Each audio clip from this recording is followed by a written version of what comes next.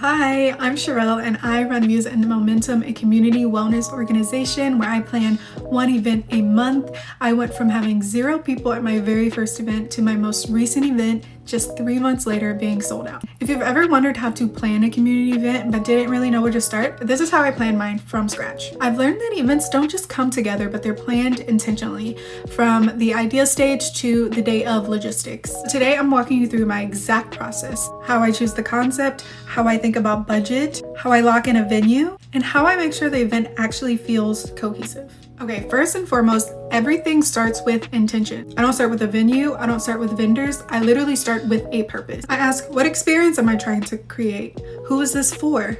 What do I want people to feel when they leave? If I cannot clearly define that, I do not move forward. A quick example from my most recent Galentine's event is that I knew from the very beginning that I wanted the purpose of the event to be self-love. Through and through. And so I crafted even how I wanted the facilitator, the yoga facilitator, to do her flow. Everything was based around self-love. There was a wall of love. The vendor even made sure that she brought products that were focused on self-love. And then the products that I included in the goodie bags were also for self-care and self-love. Everything, literally everything started with a concept. And that helps me figure out the venue, the flow, and the facilitator that I wanted to do the event. So after the concept is clear, I try to outline a structure. What happens at the beginning for arrival, what happens in the middle, what happens at the end. And so I mapped that out like a timeline for even the small events. They all need structure. And so another example was during my Galentine's event, I literally mapped it out. So 11:45, doors are gonna open. Between 11:45 and 12:15 when the flow starts, people are gonna arrive, they're gonna find their space, I'm gonna hand out roses, they're going to do the activations with the vendors. All of that is allotted for, and then right at 12:15, we start our flow. And so then I even map out the transition. So the transition from the yoga instructor completing to me then standing up and transitioning us out of the flow and into the activation with the vendors. All of that is accounted for, including the closeout. So when things are starting to dwindle down and you can tell that people are starting to leave, then I give my thank yous for being here, give hugs. Hey, I'm having this event at this time or this date. It's gonna be about this. That's when I then plug my next event. But again, like I said, all of that is accounted for in my day of flow. Once I'm done defining the experience, then comes to budgeting, everybody's favorite part. How in the world are you going to budget for these events? Well, first and foremost, I build the budget. How much do I actually have for this particular event? And so now that I have my event flow laid out, I know exactly what I need to put this event on, whether that's the decorations I'll need, whether I'll need a facilitator, whether I'll need a venue for this. So I list the fixed costs first. And for that means the venue, the instructor, the supplies that I'll need. And then I do the other variable costs, like the decor and the extras and the goodie bags. All of those things are literally just after I pay for the venue, the instructor, and the supplies.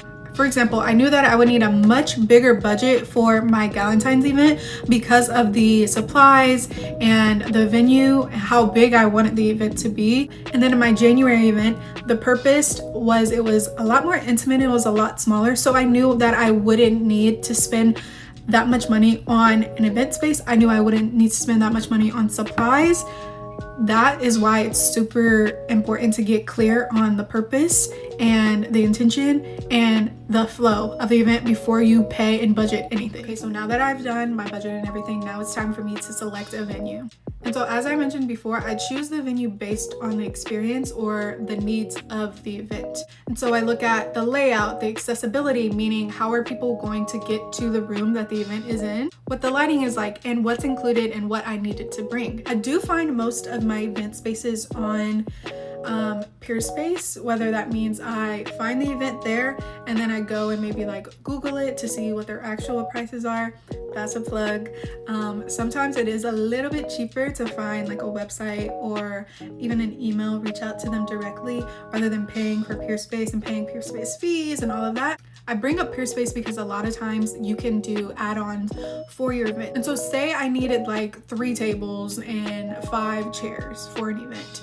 And and the venue was actually offering it, because not all of them do. You can go to their add-ons and see what exactly they offer, and if they do, they might charge like $5 to $10 for, say, per table, and so you add that on to your Peerspace total. So you would pay for the venue and the tables, chairs, and all of that would be included in your reservation.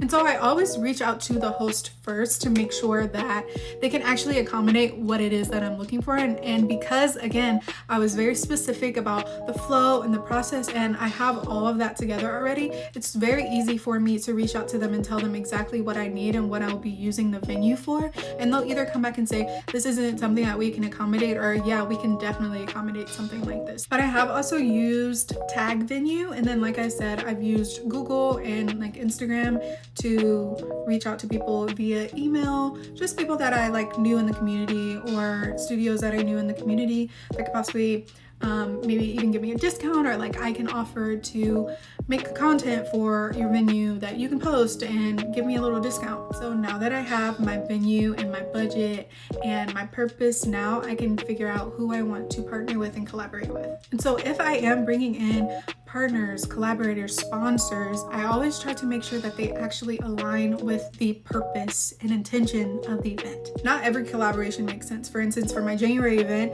we were journaling. I needed to find a journal collaborator, stationery items, things like that. And then for my Valentine's event, we went more girly, mocktails, fashion apparel, things like that. And so it just has to add to the experience, not distract from it. And the process of that is I will either go on ChatGPT, I will do some digging on Google, I will do some digging on local vendors or collaborators on Instagram. And so marketing, that's the bread and butter right there.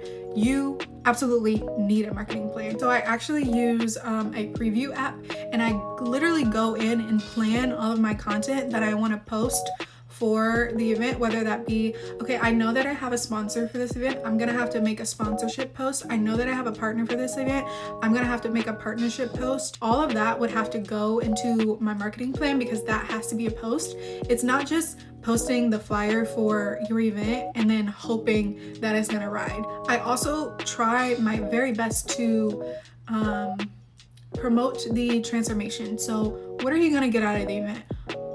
You enter this event this type of person, how are you gonna leave the event a better person? That's what I try to communicate, especially in my captions, some of my reels. I'll start my reel off. If you're a girl in LA and you want to meet with other girls and focus on self-love and leave with goodie bags and blah, blah, blah, blah. I'll put that into one of my reels, one of my posts that'll be scheduled. You know, the girlies love a mood board. So I did like a quick reel for like a mood board. Again, showing people what they're gonna get out of the event and what they're gonna leave with when they leave the event.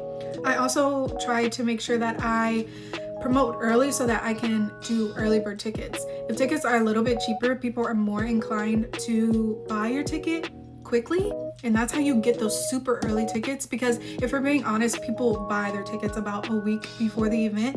But if you do that early bird and you market it heavily, you can get even more people onto your event when you first launch it. But all in all, you need to make sure that there's clarity. You are not just posting just to post. Make sure you have that clear schedule. You understand, why am I posting this? What needs to be done when I post this? What do I need to get across? That is your marketing plan. You should never, ever, ever go into an event just posting whatever you want. Also, marketing is, okay, what channels am I gonna put this in? I market a lot to girl groups, girl Facebook group. I have to be strategic. Okay, I know that the girlies probably are buying their tickets a week prior to the event. So what I'm gonna do is I'm gonna post it in that group a week before the event. If I post it 2 weeks, people are gonna sign up, they might forget about it. Either way, you just need to be clear, you need to be strategic when it comes to your marketing, because that's literally how you sell your tickets. Go hard with marketing. Focus on marketing more than anything else. You got your venue, you got your purpose, you got your facilitators, let it go. That will handle itself. Marketing should be your driving point. That is literally how you're going to make some type of revenue from this event. So now you've done your marketing, you sold out, it's time for the day of execution. Because I did my event flow, my event timeline, my budget, all of that is done. I don't have to think about any of it. All I have to think of is the structure, which I already have. I already have the timeline. I know at every waking moment what is going to happen in this event. Obviously, you can't plan for disasters. So in my last event, I walked in and the studio wasn't even set up for me. However, because I was so clear on my timeline, I had everything organized before I even left my apartment. So I knew as soon as we were able to get that studio clear, we hit the ground running and we were able to get our event set up in 25 minutes. 25 minutes for a sold out event. Along with knowing the timeline and the structure, know your event space like the back of your hand. I'm obsessed. I look on YouTube. I look in the Instagram like tags. I go and see what other people have done for their events. I go and see like the whole layout of the event space so that I have an idea of where my stuff is going. Before I even got there, I had a sheet that I drew that it was literally just a square, so it was easy for me, but I drew exactly where everything was going. I even included the windows, I included the entry door. I literally knew everything that was going to happen. I knew exactly where stuff was going to go. Though you can never really plan exactly for what is going to go wrong, you can do your absolute best to just make sure that you are prepared for the worst. And then also that's where real leadership comes in. You know, I walked in and I was very upset. I tried my best to hide my emotions, and we got to work. I started delegating tasks because I knew exactly where everything was going because I planned. That's where the real leadership was then able to show up. And so one thing that I think is super important to do that I think a lot of people might miss is a post-event review. I reflect on every single event. What went wrong? What went well? What can I do better for the next time? And that's how each event has gotten better, and that's why I was able to sell out for my last event. And so not only should you reflect, but you should also allow your event attendees to reflect on the event. That keeps you in their mind, but it also allows them to say, okay, this is what happened at the event. I loved this. I might want to come back. And so I send out a quick Google form, a few questions, nothing crazy. I think there's maybe 7 questions on it. A little bit of it is feedback for me. I liked rank what you liked at the event. You liked this, and this. You didn't like this, and this. But I also asked them to reflect on their experience, what they liked. And I also asked them, if you were to come back, what would you like to see? That reflection is so essential from the people who are quite literally experiencing what you put together. You have your own idea of the experience because you planned it from start to finish. They didn't see any of the planning. They just showed up when the programming started and they left when the programming ended. So how they felt in the purpose of the event, did they get what they wanted out of that event? There's so much more that goes into an event, and I can definitely break down the details if you guys are interested in a particular topic, whether that's budget, the process, how I think of an idea, the collaborators. If you want to see more of something, put that down in the comments and maybe I'll make another video about it. So if you are thinking about starting something, just start with purpose and build from there. This is how I do it, and it's evolved so beautifully, and I can't wait to see where this journey continues to take me. Thank you for being here. I post videos every single Wednesday. I hope to see you back next week. Don't forget to like and subscribe. I will see you soon. Bye guys.